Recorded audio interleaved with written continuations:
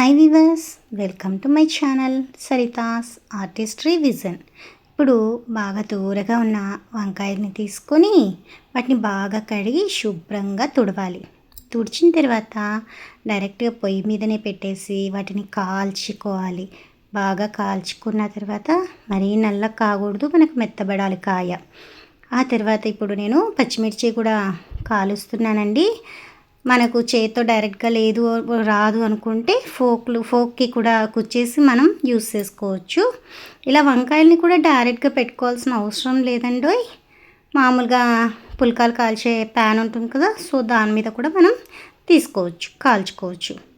అలా పచ్చిమిర్చిని వంకాయల్ని కాల్చుకొని ఇప్పుడు మీకు వీడియోలో చూపించిన విధంగా వాటిని పొట్టు తీసి నిదానంగా అప్పుడప్పుడు చేయిని కడుక్కుంటూ పొట్టు తీసేసి వీటినంతా ఒక గిన్నెలోకి తీసుకోవాలి.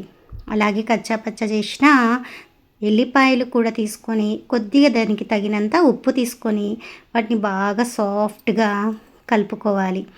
అలా కలిపిన తర్వాత ఇప్పుడు మీరే చూడండి, వేడివేడి అన్నంలోకి ఎమ్మీ టేస్టీ వంకాయ గుజ్జు తయారైపోయింది.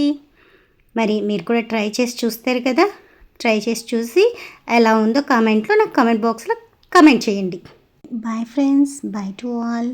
ఇంకెందుకు ఆలస్యం, మీ వాళ్ళకు కూడా షేర్ చేయండి, సబ్స్క్రైబ్ చేయండి.